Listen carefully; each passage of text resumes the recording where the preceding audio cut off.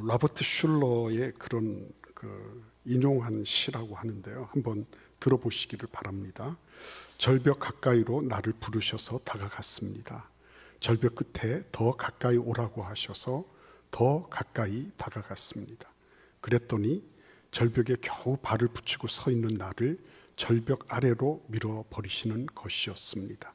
물론 나는 그 절벽 아래로 떨어졌습니다. 그런데 나는 그때서야 비로소 알았습니다. 내가 날 수 있다는 사실을. 절벽에 가서 떨어져서야 비로소 나에게 날개가 있다는 것을 발견하게 됐다는 그런 얘기입니다. 떨어지기 전까지는 몰랐다는 거죠. 우리는 이런 때를 너무 많이 발견해요. 그리고 실제적으로 많이 경험합니다. 나에게 정말 이런 힘이 있었어? 이렇게 깜짝 놀라는 거죠. 근데 오늘 이 성경 말씀에 보시면 예수님은 35군데 동네로 두 사람씩 이름명을 파송하고 계십니다. 파송하시면서 뭐라고 말씀하시죠? 추수한 일꾼은 많되 추수할 것은 많되 일꾼이 적다. 그러므로 추수하는 주인이신 하나님께 기도해서 추수할 일꾼들을 많이 보내어 주십시오. 이렇게 기도해라 하시면서 오늘 드디어는 이런 말씀을 하고 계신 모습을 보는 겁니다. 내가 너희를 보냄이 양을 이리 가운데 보내는 것과 같다. 여러분 굉장히 엄숙하게 이렇게 참 말씀을 하셨잖아요. 너희들 가서 추수할 것은 많은데 일꾼이 적다. 그러니까 추수할 일꾼들을 너희들이 뽑아서 오든지 해라. 뭐 이런 말씀하신 거예요. 예, 알겠습니다. 예. 이러고 있는데 예수께서 뭐라고 말씀하시죠? 가라. 너희를 보내는 것이 양을 이리 가운데로 보내는 것과 같다. 이게 무슨 말씀하시는 거예요? 이해가 되십니까? 예, 갑자기 느닷없이 양을 이리 가운데로 보낸다고 하는 건 뭐예요? 사지로 보내는 거 아닙니까? 그렇죠? 죽으라고 하는 것 아니에요. 그렇잖아요. 절벽으로 낭떠러지로 이렇게 오라고 하시더니 엉덩이 차버리시는 거 아니에요. 그렇죠? 어떤 분이 공수 특전 훈련을 받았답니다. 근데 C-130이라는 큰 수송기가 있어요. 푹 날아올라서 드디어 문이 확 열리고요. 교관이 뛰어! 이러면 확 뛰어내리는 거예요. 근데 이 병사 차례가 됐어요. 뛰어! 그러니까 저 말입니까? 이런 거예요. 그래, 너 뛰어! 지금 말입니까? 그래, 임마, 너! 그러니까 여기서 말입니까? 그래서 드디어는 교관이 너무 화가 났어요. 뛰어! 그러니까 저 아래로 말입니까? 그래가지고 엉덩이 맞고 뛰어내린 거예요. 살았을까요? 죽었을까요? 살았죠. 왜 이 말 할까요? 뛰어내려도 안 죽더라. 그죠? 이리 가운데로 양을 던지고 계신 거예요. 예. 그런데 이 말씀을 하실 때 너희들 가면 다 죽어. 이런 목적으로 하시는 건 아니죠. 그럼에도 불구하고 이 말씀을 받는 우리는 심각하죠. 왜 예수님은 양을 이리 가운데로 보낸다는 이런 말씀을 하시면서 저렇게 천연덕스러우실까?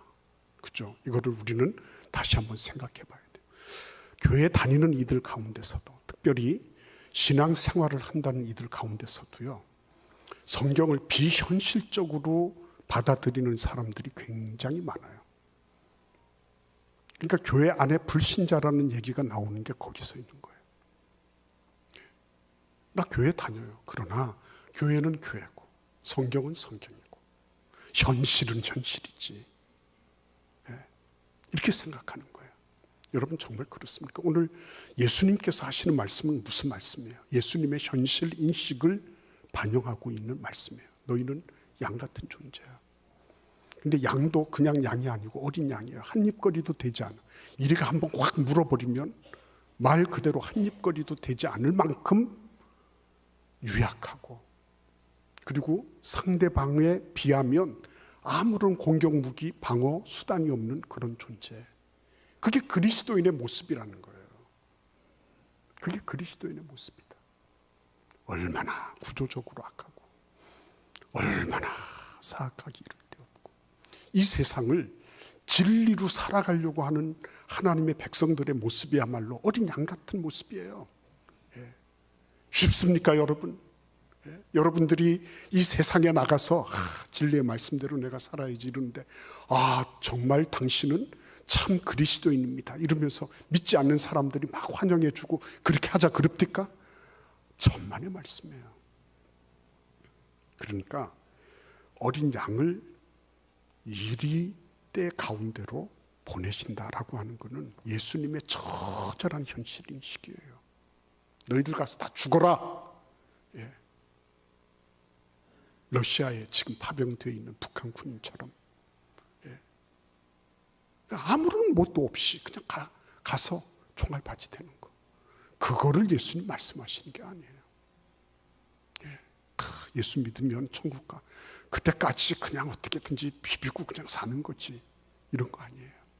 오늘 말씀에 보시면 근데 이제 더 큰 문제가 생겼죠. 그렇게 말씀하시면 뭐예요? 무슨 그럴듯한 대책이 나와야 되는 게 논리적으로 맞잖아요. 그죠? 너희들은 어린 양 같으니까 이리를 이길 수 있는 이런 무기가 필요해 라든지요. 아니면 이리를 이길 수 있는 어떤 전략 전술이 있어야 돼 라고 말씀하시든지 이렇게 되어야 할 거예요.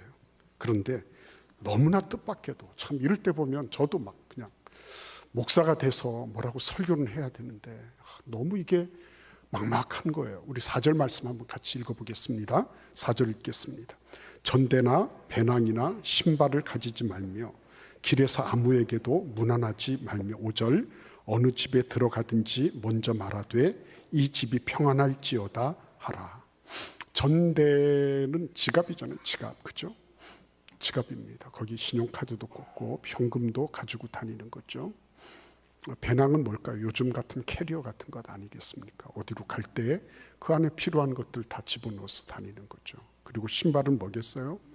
말 그대로 운송수단일 거예요. 그리고 말 그대로 이것은 자기를 보호하는 마지막 장치예요.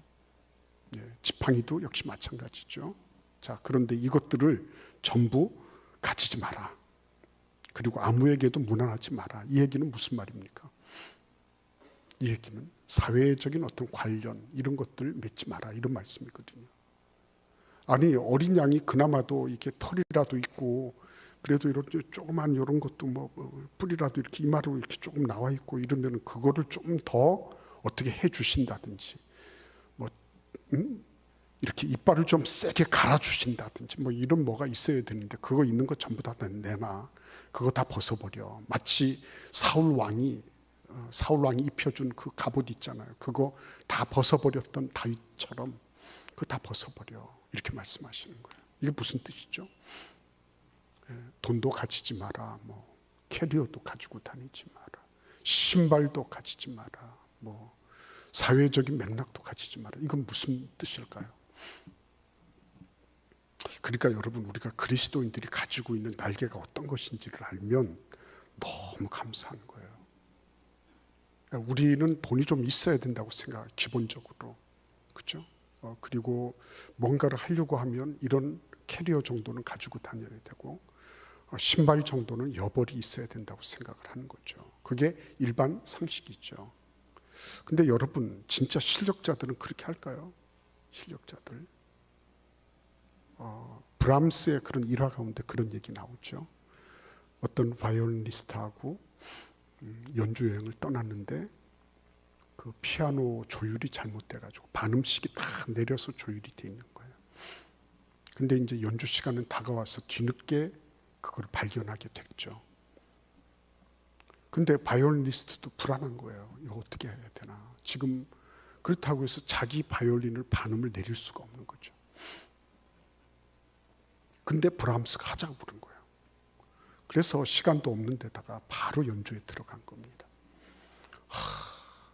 연주가 어떻게 됐을까요? 성공적으로 잘 마친 거예요. 그 바이올리니스트가 너무 깜짝 놀래가지고 연주를 마치고 난 다음에 막 커튼콜이 있는데 그때 얘기를 한 거예요. 여러분, 지금 우리 브람스 선생이 반음이 낮은 이 피아노를 반음을 높여서 즉흥적으로 연주했습니다. 나는 이런 분이 계신 줄을 몰랐습니다. 이렇게 하는 거예요. 그래서 알게 된 거예요. 그게. 이 사람 브람스는 진짜 능력자 맞습니까? 맞죠. 능력자가 아니면 어떻게 할까요? 누가 이런 피아노를 조율해서 누구야? 책임자가 누구야? 그죠? 예. 왜 이렇게 해놓고 우리를 부른 거야? 빨리 표 반환해. 예. 이렇게 됐겠죠. 그러니까 보면요, 진짜 능력자, 실력자들은 별로 말이 없어요. 아까 그 공수특정단 그 병사가 뛰어내리기 전에 말이 많았잖아요. 그죠? 자신이 없으니까. 개들도요, 진짜 실력 있는 개들은 막 지저대지 않아. 이거 도둑놈이다. 이거 우리 집에 이거 별로 이게 반갑지 않은 불청객이다. 그러면 가만히 있다가요, 후다닥 뛰어가지고 기습 공격을 하잖아요. 근데 이제 이게 그렇지 않으면은 막 지저대고 막 동네 시끄럽게 막 지저대고 그렇죠. 예, 마찬가지입니다. 진짜 능력자들은 어려울 때 드러나고요. 진짜 능력자들은 크게 말이 없어요. 주어진 환경을 있는 그대로 소화하면서도 그걸 해낼 수 있는 그런 사람들이에요. 예. 그러니까 부부 간에도 능력 있고 실력 있는 부부들은 어떤 부부들일까요? 예. 인간 관계에서도 마찬가지잖아요. 일이 어긋나고 기대에 미치지 못하고 그럴 때가 많잖아요. 그죠? 그럴 때 진짜 실력이 나타난다는 거예요. 그때 그 사람의 진짜 능력이 나타난다는 겁니다. 뭐 이렇군 저렇군 말은 많이 할 수 있죠. 저 역시도 예외가 아니에요. 네, 저 역시도 말은 많이 할 수 있지만 그거를 감내해내는 그런 능력은 또 별개 문제예요. 네. 그러니까 여러분, 오늘 이 말씀 속에서 예수님은 지금 뭐라고 말씀하시는 겁니까? 세상을 향해서 너희들은 객관적으로 어린 양과 같고 세상은 이리 같다. 그렇지만 그럼에도 불구하고 주눅들지 말고 전대, 배낭, 캐리어 뭐 이런 거 없어도 괜찮아. 거기서부터 하는 거야. 이렇게 말씀하시는 거예요. 그러니까 그리스도인들이 가지고 있는 것이 무엇인가? 그죠? 어저께 어떤 중국인 목사님 부부가 다녀갔어요. 이분들은 한국에서 유학을 하고 이제 중국으로 떠나려고 하는데 굳이 주변에 있는 많은 분들이 다 만류했어요. 거기로 가지 말라고. 상해로 들어갔대. 상해로. 태국에도 좋은 중국인 공동체가 있고 어디에도 오라는 데가 있고 다 그렇지만 이분이 기도하면서 상해로 들어가겠다. 상해가 방세가 방 2개가 150만 원이래요. 한 달에. 그것도 시내도 아니고요. 저 외곽 지역에. 근데 그런 곳으로 이 사람이 그러면 재산이 있나 뭐가 있나? 아무것도 없어요. 아무것도. 그런데 상해로 가겠다는 거예요. 주변에서 말리다가 그 사모님도 정말 어떻게 해보려고 하는데 방법이 없잖아요. 애들 교육은 어떻게 시키며. 방세 내는 것도 어려운데 물가는 얼마나 비쌉니까? 상해가 국제도시 아닙니까? 예. 근데 그곳으로 가겠다. 그러면 교회라도 번듯한 게 있나? 없어요. 하나님께서 그 마음을 주시는 거예요. 내가 그곳에 가겠습니다. 주님께서 나를 보내시니까 내가 가겠습니다. 얼마나 제 마음속에요 뿌듯한 은혜가 있는지. 다들 개척 안 하려고 하잖아요. 힘들다고. 예, 다들 조건이 잘 갖추어져 있는 곳, 괜찮아 보이는 곳, 사례가 약속되어 있는 곳, 이런 곳을 찾아가려고 하잖아요. 근데 이분은 그 반대로 가는 거예요. 그래서 어느 고등학교 체육관 뒤에 있는 취직 10계명 그것처럼, 그래 그 말이 맞겠다. 모든 사람이 반대하면 그 길이 하나님의 길이 맞겠다. 너 참 잘한다. 그랬어요. 뭘 의미할까요, 여러분? 무조건 무대뽀로 그냥 가서 아무데나 맨 땅에 헤딩하라는 얘기입니까? 아니죠. 아니죠. 제가 자꾸만 다윗하고 골리앗 얘기를 하는 이유가 있어요. 다윗과 골리앗은 굉장히 중요한 접전을 벌이고 있었습니다. 본인 자신들은 물론이고 그 나라의 향방을 결정짓는 일합이었어요. 근데 골리앗이 하고자 했던 것은 무엇이죠? 백병전이었죠. 근데 다윗이 거기에 응해줬나요? 안 응해줬죠. 다윗은 뭘 했습니까? 골리앗이 입고 있던 그런 갑옷, 창, 칼 가지고 덤벼들지 않았죠. 뭘 했죠? 자기가 평소에 쓰던 물맷돌을 가지고 나갔죠. 여기에서 하나님이 뭘 말씀하시려고 하시는 거죠? 전 말콤 글래도웰 같은 사람 천재라고 생각하거든요. 그 사람은 그래, 다윗은 골리앗과의 싸움에서 게임의 방식을, 게임의 룰을 바꾼 사람입니다. 이렇게 얘기했어요. 저는 전적으로 공감하는 거예요. 예수님께서 지금 이리들 틈바구니에 양을 보내신다고 하시지만 예수님의 눈은 게임의 룰을 바꾸는 거였어요. 너희들 세상이 얘기하는 대로 돈이 있고 뭐가 있고 뭐가 있어서 가면 된다. 이런 게임의 룰 가지고는 백전백패야. 걔네들은 일이야. 너희는 어린 양이야. 그거 가지고 하지 마. 그런 거를 가지고 조건이 됐으니까 이건 할렐루야고, 조건이 안 됐으니까 그건 놀렐루야고, 이렇게 되면 안 된다 말씀하시는 거죠. 게임의 룰을 바꾸는 거예요. 이순신 장군 볼까요? 이순신 장군이 어떻게 이겼죠? 26전 26승 뭐 이거는 우리는 알고 있어요.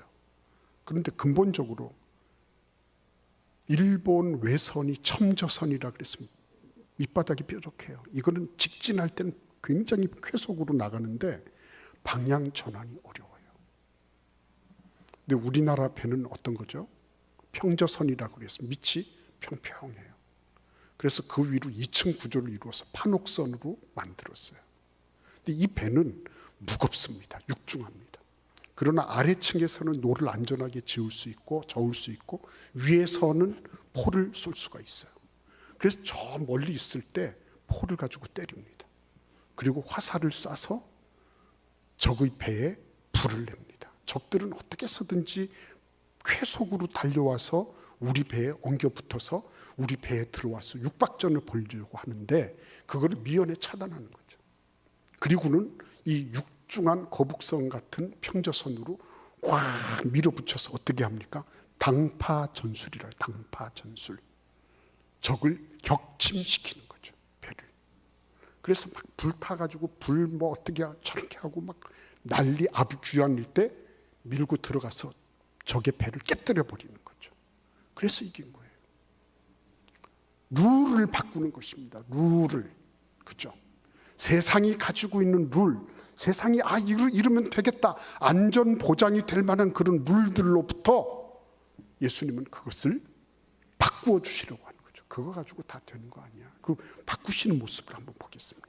우리 같이 한번 이 말씀 읽어보겠습니다. 다시 한번 5절 말씀을 읽겠습니다. 어느 집에 들어가든지 먼저 말하되 이 집이 평안할지어다 하라. 와, 네, 지금 전대도 없고 옷도 없고 캐리어도 없고 뭐도 없어요. 그리고 무엇보다도 거기 뒤에 보시면 외부 사람들에게 무난하지 마라. 이 얘기는 무슨 얘기죠? 사회적인 관계성, 이런 거에 대해서 기웃거리지 말라는 거거든요. 연줄에 매달리고 배경에 매달리고 이런 식으로 하지 말라는 거죠. 네. 그러니까 완전히 이거는 아무것도 없는 거예요. 그렇지만 당당한 거예요. 그렇지만 세상이 보장해주는 그런 것으로 무장해서 여기저기 견장 달고 이렇게 해서 덤비는 것이 아니라 아무것도 없는데 당당한 거예요. 뭐라고 얘기하고 들어가죠? 그 집에 들어가면서 평안하라, 평안하라 이렇게 기원하면서 들어가는 거예요. 이 얘기는 뭐죠? 그 집이 평안하다라고, 평안해야 된다고 하는 거는 뭡니까? 너무 중요한 얘기잖아요. 돈이 억만금이 있으면 뭐합니까? 불안한데, 그죠? 돈이 억만금 있으면 뭐 하겠어요? 그 집 불안해요. 내가 지금 뭐 어디 뭐 엄청난 권력을 쥐고 있어. 불안해. 그러면 그거 되는 겁니까, 여러분? 예. 진짜 필요한 거는 평안이거든요. 어떤 평안이에요? 여기에서 말하는 평안, 두 가지 평안이잖아요. 하나는 하나님과의 평안이죠. 또 하나는 사람과의 평안이죠. 사람과의 평안, 그렇죠? 사람과는 어떻게 지낼 수 있어요. 근데 하나님하고 불화하고 있어. 나는 내가 죽고 난 다음에 이유가 없어. 이후 내가 그 다음이 없어요. 난 이 세상은 어느 정도는 살아갈 수 있겠는데 그 다음은 내가 모르는 건데, 그리고 눈 질끈 감아버리는 거죠.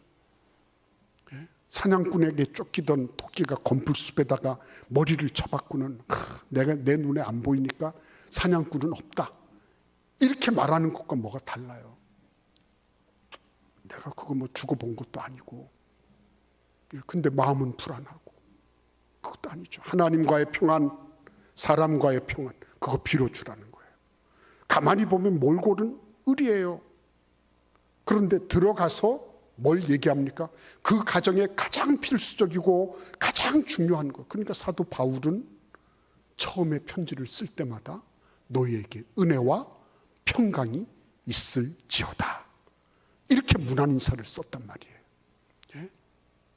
내가 아무리 예배를 드리고 있으면 뭐합니까? 내 마음이 불안한데, 초조한데, 두려운데, 근데 딱 들어갈 때 너희에게 평안이 있을지어다. 그렇죠? 절대적인 거예요. 그거는 꼭 필요하고 필수적인 거예요. 고대 광실 왕후 장상의 무슨 집이라 할지라도요, 평안이 없다면 그 집은 참 안타까운 거예요. 근데 그 평안을 빌어줘라. 겉으로 볼 때는 아무것도 없어요. 무방비 상태인 것처럼 보여요. 있던 무장도 다 해제됐어요. 그럼에도 불구하고 그 사람은 지금 뭐예요? 하나님의 전령이 돼서 평화를 빌어주군, 평화를 선언하는 그런 사람. 네. 그러니까 지금 예수님께서 게임의 룰을 바꿔준다는 게 뭐예요? 너의 처지를 너무 그렇게 뭐도 없고 이게 없어서 안 되고 저게 없어서 안 되고, 남편을 보니 아내를 보니 자식을 보니 이럴 필요가 없다는 거예요. 진짜 능력 있는 사람은 뭐예요? 그래, 난 거기서부터 시작해. 나 없어. 나 처음부터 내가 갖추고 나온 거 아니야. 그렇지만 나에게는 뭐가 있다? 나에게는 우리 주 예수로 말미암아 하나님과의 평화가 있고, 예수로 말미암아 나는 이웃과의 평화를 누릴 수 있는 기회가 있다. 그렇죠? 그거 아는 거죠. 그래서 나는 내 몰골을 보고 이렇게 보면 저건 틀림없이 을인데, 얘기하는 거 보면 나는 이루 말할 수 없는 슈퍼캅이 되는 거죠. 태도와 자세가 중요한 거예요. 세상에 왜 이렇게 주눅 들고 들어갑니까? 왜 불안해하고 왜 두려워합니까? 불안하고 두려운 것은 어떻게 할 수 없어요. 근데 그걸 계속 가지고 다니는 거는, 그거는 온당한 것입니까? 그래서 기도하라고 말씀하시잖아요. 하나님, 나에게 이런 불안함이 있어요. 내가 이것 때문에 마음이 초조해요. 내가 이것 때문에 그 사람만 보면 속에서 뭔가가 불끈하고 올라와요. 주님, 이거 어떻게 하면 좋겠어요? 그렇게 기도하는 거죠, 여러분. 기도하는 거. 그래서 내가 세상적으로 볼 때는 아무런 무엇이 없어요. 그러나 내가 어느 집에든지 들어가서 이 집에 평안이 있을지어다 할 때는, 그때는 뭐예요? 나는 평화의 사도로 보내심을 입는 거예요. 이게 확 달라지는 거죠. 나에게 그런 날개가 있는 줄 몰랐지. 그렇죠? 나에게 예수 그리스도로 말미암는 평화를 선포할 수 있는 그런 기회가 있는 줄을 예전에 미처 몰랐어요. 근데 여러분, 그 다음에 또 문제가 생겼습니다. 그 집에 유하며 주는 것을 먹고 7절에 보시면 마시라. 일꾼이 그 삭을 받는 것이 마땅하니라. 이 집에서 저 집으로 옮기지 말라. 어느 동네에 들어가든지 너희를 영접하거든 너희 앞에 차려놓은 것을 먹고 거기 있는 병자들을 고치고 또 말하기를 하나님의 나라가 너희에게 가까이 왔다 하라. 참 중요한 건 이 말씀이 있죠. 그 집에 유해라. 주는 것을 먹고 마셔라. 뭐 반찬 투정하고 이게 다냐, 어떻게 이렇게 소박하냐, 이런 소리 하지 말고 주는 대로 먹어라. 그죠? 그러니까 가만히 보면요, 실력 있는 사람, 능력 있는 사람, 예수께서 날개를 달아주시는 사람들의 특징 하나는 뭐예요? 환경 때문에 불평하지 않아요. 그것 때문에 뭐라고 하지 않아요. 있는 그대로를 그대로 받아들여요. 그리고 내놓는 건 뭐예요? 높은 수준의 것을 내놔요. 저 사람이 나에게 호의를 보인다? 그렇지 않다. 이것 때문에 왔다 갔다 하는 게 아니에요. 나에게는 늘 같은 하나님의 수준의 말씀이 나가고 하나님의 수준의 행동이 나가는 거예요. 그게 능력 있고 실력 있는 사람. 그러니까 주는 대로 받아 먹어라. 그리고 자꾸 옮기려고 하지 마라. 좋은 데 찾아서, 기회를 찾아서 그렇게 하지 마라. 그 구차하게 그렇게 막 눈치 보면서 이렇게 하지 마라. 당당해라 좀. 그렇게 말씀하시는 거예요. 이랬다 저랬다. 자기에게 유리한 게 뭔지 막 머리 굴려서 그렇게 살지 마라. 너희는 세상하고는 구별된 존재들이라는 거예요.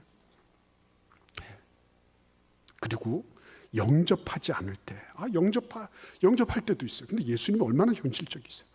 영접하지 않을 때도 있을 거야. 그거 가지고 너무 분내거나 뭐 그거 가지고 억울해하거나 뭐 그러지 마라. 그럴 수도 있어. 너희들을 환영하는 사람도 있겠지만, 그 집으로 들여서 환영하는 사람이 있겠지만, 환영받지 못한다고 해서 그거 가지고 뭐 그렇게 막 억울해하고 분통 터뜨리지 마라. 그렇게 말씀하십니다. 그러시면서 뭐라고 말씀하시죠? 이 말씀 굉장히 중요한 말씀이죠. 11절을 보십시오. 그 앞에서 너희를 영접하지 아니하거든 11절에 보시면 너희 동네에서 우리 발에 묻은 먼지도 너에게 떨어버리노라. 그러나 하나님의 나라가 가까이 온 줄을 알라. 그죠? 조금 전에는 뭐죠? 그 집에 평안을 구했어요. 그죠? 평안을 구했습니다. 근데 그 동네가 집단 거부 사태를 초래를 했어요. 이 사람에 대해서 이 사람 우리 동네 들이지 마. 예수님도 그런 일을 당했잖아요. 그런데 뭐라고 말합니까? 그 동네에 와서 너희 발에 묻은 먼지도 너에게 떨어버린다. 그러나 하나님의 나라가 가까이 온 줄을 알라. 이렇게 말씀하십니다. 이 말씀 무슨 말씀이에요? 하나님의 나라가 가까이 온 줄을 알라. 얘기는 뭐죠? 지금 너희들이 나를 영접하지 않고 나를 받아들이지 않은 거, 그건 그 사람들의 자유죠. 그러나 중요한 건 뭐예요? 하나님의 나라가 도래한 것을, 하나님과의 평화가 이루어지는 그런 일들에 있어서는 이게 너희들에게 적용되기 위해서 내가 보내줬다는 것을 기억해야 된다. 너희들에게 하나님의 나라가 임했다고 하는 거를 증거하기 위해서 내가 보냄을 받았다 하는 거예요. 자, 여기에서 우리가 한번 생각을 해봐야 됩니다. 나는 목사 안수를 받은 적도 없고, 나는 뭐 장로도 아니고 안수집사도 아니고 권사도 아닙니다. 근데 뭐 나를 보고 자꾸만 뭐 어디로 보내고 뭐 이렇게 얘기를 하면 난 굉장히 부담스러워요. 뭐 그거 나는 주일날 한번 나와서 예배 잘 드리면 됐지. 뭐 무슨 훈련 같은 소리를 그렇게 합니까? 난 그래서 부담이 돼서는 교회 가기 싫어요. 이렇게 생각하는 분이 혹시 계실지 몰라요. 여러분 기억하셔야 됩니다. 우리가 우리로부터 시작된 존재가 아니라는 것을 아셔야 됩니다. 내가 의도해서, 내가 의지해서, 내가 내 뜻대로, 내가 계획해서 이 자리에 있는 분 아무도 없어요. 내가 우리 아버지를, 우리 어머니를 선택한 것도 아니에요. 나의 모든 영역들은 전부 다 하나님으로부터 시작이 돼서 내가 존재하고 있는 거예요. 요한복음 10장 21절에서 아버지께서 나를 보내신 것 같이 나도 너희를 보내노라. 그죠? 너에게 평강이 있을지어다. 아버지께서 나를 보내신 것 같이 나도 너희를 보내노라. 이렇게 말씀하실 때 지금 하나님은 우리 어머니 아버지, 어머니의 어머니 아버지를 통해서 나를 이 땅으로 보내신 거예요. 하나님께서 예수를 이 땅에 보내신 것처럼 예수님도 우리를 보내시고 있는 거예요. 우리는 내가 어떤 직분을 가졌느냐, 내가 어떤 존재로 내가 인정을 받고 있느냐, 교회에서 위상이 어떠느냐, 이런 문제 이전에 하나님께서 나를 보내셨구나. 나는 지금 우리 가정으로 파송이 되고 있고, 우리의 직장으로 파송이 되고 있고, 나는 내가 지금 만나고 있는 거래선에게로 내가 파송이 되고 있구나. 이거 하는 게 필요하죠. 파송 받을 때 내가 인간적인 방법으로 전대도 메고 캐리어도 들고 내가 반짝반짝 빛나는 명품 구두를 신고 그리고 내가 가는 거냐? 아니라는 거죠. 하나님이 게임의 룰을 바꾸시도록, 사람을 보고 세상을 보고 파악하는 방법을 바꾸시도록 하나님 만들어 놓으셨거든요. 바꾸시는 방법이 뭐라고요? 그렇죠. 평화죠. 그래서 보면요, 어떤 사람이 들어가서 복잡하다는 문제들이 해결되는 거 보면 그 사람은 능력자예요. 그 사람. 어떤 사람 들어가서 가만히 잘 있는데 평지풍파를 일으켜서 문제가 생겼다. 참 곤란한 거예요. 그렇죠? 여러분 생각해 보셔야 됩니다.